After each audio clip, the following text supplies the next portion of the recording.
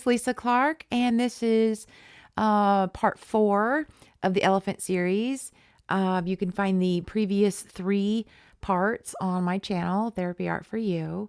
Um, this elephant has been challenging and is very slow going, and I apologize if it's not moving fast enough.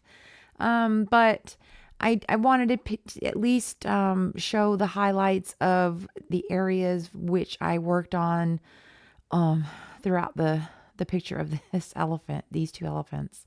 Um, at this point, I'm thinking, oh my gosh, I have a whole nother elephant to do after this one, but it's okay. I learned a lot while I was going along, what works for shadows and textures and what doesn't. And anyway, this is the blending that I use. This blending pencil here is a Prismacolor colorless pencil, great for blending pastels.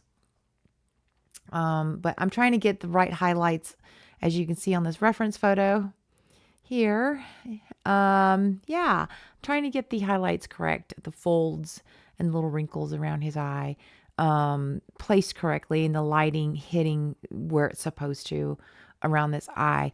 And it's funny, I was so concentrating on the wrinkles in the eyelid and highlights on the eyelids and the wrinkles that I didn't realize that my eye was really not the correct shape for that eye on that side of the elephant. I do end up fixing it later on in another part.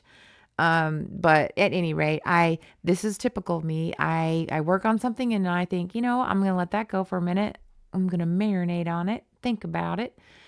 I'll go work on something else. I do that a lot. I don't know about y'all, but that's just what I do. It helps me. It actually helps me stay focused better if I kind of bounce around the picture a little bit. But at any rate, honestly, I used primarily probably about 3 or 4 colors for the entire picture of these elephants. As always, you can find the complete list of materials right underneath this video in the description box. I have for you links of everything that I use. Most everything I use, I do get from Amazon. There's a couple other places that I will, look online to see if they've got better prices or specific art materials that I might need. But Amazon tends to be my go-to, just about for everything. It's just where I live in this big world of ours. It's just easier for me to order things on Amazon. So, at any rate, you're going to just see me go through lots of different changes with these colors. I know what I want in my head, and I'm just trying to achieve it on paper. So you'll see pauses, you'll see me put something down color wise, and then I'll go and just put something right over it, different color, or I'll blend it completely out and start over. I'm just particular. I'm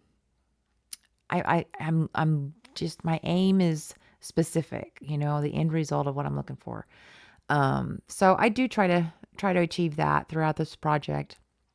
It was very challenging.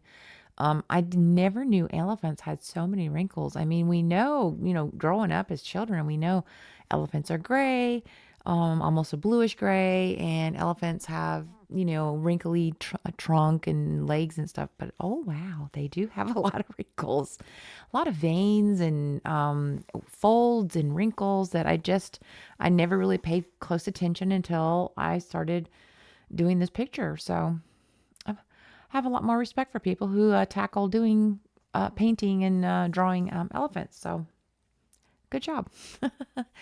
But at any rate, this is it's moving along, sorry, pretty slowly for me. I need to see it. Like, I need to see the results quickly. It's hard for me, which is ironic considering I prefer doing artwork with pencils. Pencils are one of the slowest mediums out there, yet I think they have the most control, and I think that's where that like of pencils comes in for me.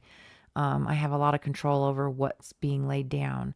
I like acrylic paints. I like, all that, but I have not honed in on that skill, and I don't feel as controlled with paints as I do with pencils, but that's just my opinion. But I do end up using more gray than I thought I was going to initially on these elephants, but it works. That gray allows me to lay down other colors right over the top of it, and it did work out pretty good. But at any rate, this is wrapping up part 4. Part 5 will be out soon if it's not already, and I do appreciate you watching. If you have any comments, suggestions, just let me know. I do try to answer anybody who has comments. That's just, how I am. But at any rate, hope you enjoyed this. We will get there. I promise. We're going to get there on these elephants. So thanks again for watching. Have a great rest of the day. And I'll see you in part 5. Bye.